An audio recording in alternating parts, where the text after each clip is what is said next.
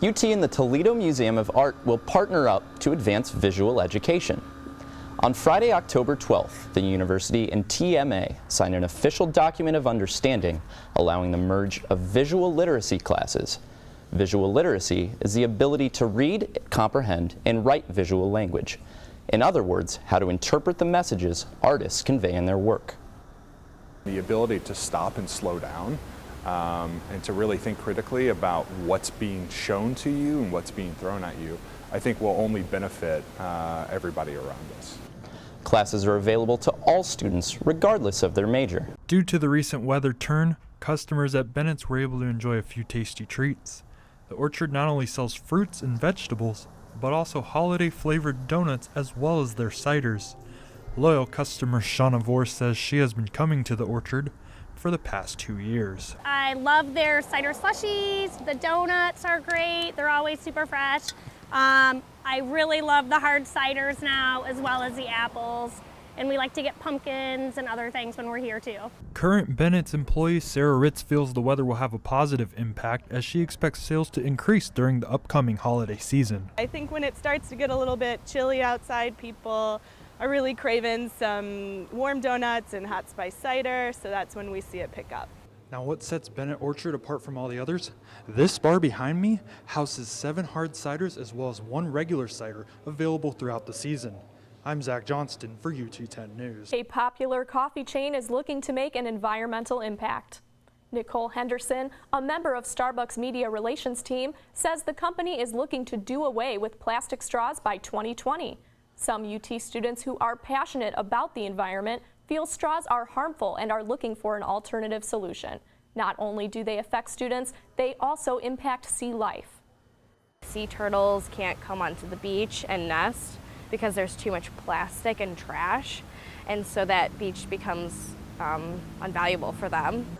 Instead of using straws, Starbucks will turn to specialized lids to accommodate its customers. Toledo Municipal Court Judge William Connolly says approving the issue would convert 5th-degree felonies into misdemeanors to negate the possibility of prison for first and second time offenders. I think that everyone across the state and really across the country is well aware that we need to focus our attention on treatment. But Captain Richard Grove with the Lucas County Sheriff's Office believes such offenders belong behind bars. It would be a negative for us because it would take that penalty away. I think it would take away from us doing our job for treatment. You need the carrot and the stick, and you need incarceration to keep people in some treatment. Now this issue would also mandate funding to go towards state-administered rehab programs and victim crime funds. Kaylee and Rachel, back to you. I'm Zach Johnson, and this is your UT10 Sports Report. It was a busy weekend on the Diamond. The baseball team was in action against the Ohio Bobcats at Scott Park. But first, the softball team took on the Bowling Green Falcons in a doubleheader as they continued MAC play. To game 1, it was a pitcher's duel from the start. Both pitchers kept the ball on the ground early until BG's Callie Holcomb sparked the offense with a grand slam to put the Falcons ahead 4-1 in the 5th inning. To the 6th we go. Rockets' Megan Choate got the rally started for Toledo, beating out the throw to first base. Ashley Roush followed suit with a single of her own, putting 2 more runs on the board for the Rockets. Toledo goes on to win 5-4. The Rockets carried their momentum into the second game as Sham Strowalter hit her first home run of the season. The Falcons threatened to score when Alex Sordi sent a slapper down the right field line, but Rockets pitcher Heather Webb focused mowing down the remaining Falcons hitters. The Rockets continued their power surge in the 3rd inning as Bailey Curry hit her 10th home run of the season, bringing in 2 more runs for Toledo as they go up 5-0. Bowling Green would finally get on the board in the 5th inning as Aspen Searle singled to score their only run of the game. Rockets win 5-1. Over to baseball, the Rockets split the first 2 games of the series against the Bobcats and looked to win the final game of the series on Sunday. To the 3rd, Brad Boss gets the Rockets going with a solo blast to right field to give Toledo a 2-0 lead. The Bobcats would respond in the 4th when Dan McCauley hit a fly ball to center field, trimming the lead to 2-1. Things would pick up in the 5th as Trace Hatfield singled, driving in a run for the Rockets. Dalton Bollinger joined in on the action by shooting a single down the left field line, driving in yet another run for Toledo. In the 6th, the home team strikes again as Ross Adolph hits a grand slam to bust the game wide open. Toledo takes the win 8-1. UT medical students work to make hospital stays for children a little less anxious. Last week, the Patient Advocacy Assistance Program hosted a stuffed animal drive at the University of Toledo's Medical Center. The program allows medical students the opportunity to act as a bridge between doctors and patients. UT medical student Shaunik Roy says a stuffed animal can go a long way towards reducing a child's anxiety when going through a difficult experience. Giving these bears to these kids really makes a difference in how they perceive everything that's happening around them and makes them feel just a little bit more comforted. The Patients Advocacy Program collected more than 300 animals for the kids. For trans rights activist Jessica Lynn, it's something she faces every day.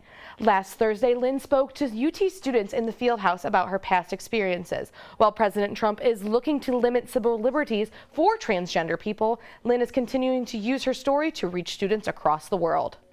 What he's doing is just throwing red meat to his base of supporters. And I do believe is with this next election is he's going to lose a lot of his power. And I do believe he will be either removed from office or voted out. Lynn hopes her story inspires students to make a difference and change in the world. Robert Dempsey spoke with students about his career and how his education at UT helped him succeed. He shed light on the importance of the space station and his ability to solve problems as a flight director. Dempsey says he wanted to use his ideas to inspire the UT community. I'm really hoping that some of the engineering and physics and other students here will seriously consider going to NASA because we can really use a bunch of bright, sharp people. His lecture was part of the celebration for the 50th anniversary of UT's Ritter Astrophysics Research Center. UT's College of Natural Sciences and Mathematics has kicked off weekends with Saturday morning science. Students had the chance to learn about the importance of healthy eating this past weekend in Wolf Hall. We try to hit lots of different science topics, mostly looking for things that'll be of interest to the general public. The next lecture will take place on March 17th in Wolf Hall. Its focus, how plants communicate with one another. Comic book enthusiasts and toy collectors filled the Seagate Convention Center in downtown Toledo this past weekend in search of the latest and greatest collectible items. This is our 4th year in Toledo, and it's been great. Love the city. The fans have been awesome. Herchek said national writers from The Walking Dead, Marvel, DC Comics, as well as Image Comics were all in attendance. In addition, members Michael Zapchich and Ming Chen of Comic Book Men also made a special visit. Thousands of comic books, action figures, toys, and games were all for sale during the event. While most of us were out celebrating St. Patrick's Day, the Toledo Road Runners hosted a 15 and 25K race Saturday at Anthony Wayne Junior High. Runners took part in the race to help prepare them for the upcoming Glass City Marathon. Race director Kevin O'Connor hopes the event keeps runners motivated. It also benefits local foundations. Some of the proceeds will go to Bittersweet Farms, which is an organization that works with adults with developmental disabilities and autism. Additional proceeds go to Anthony Wayne Schools and the Toledo Road Runners Scholarship Fund. 5-time Olympic medalist and sportscaster John Neighbor spoke at UT last Thursday in the Driscoll Alumni Center. He shed light on the importance of ethics, character, and courage. Neighbor says he's impressed with UT's efforts in attracting guest speakers with powerful messages.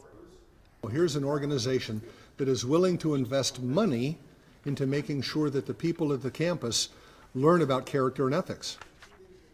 Neighbor has published 2 books that emphasize the importance of high character and ethics. Students were able to donate money to help spread awareness about the importance of fighting human trafficking in Toledo.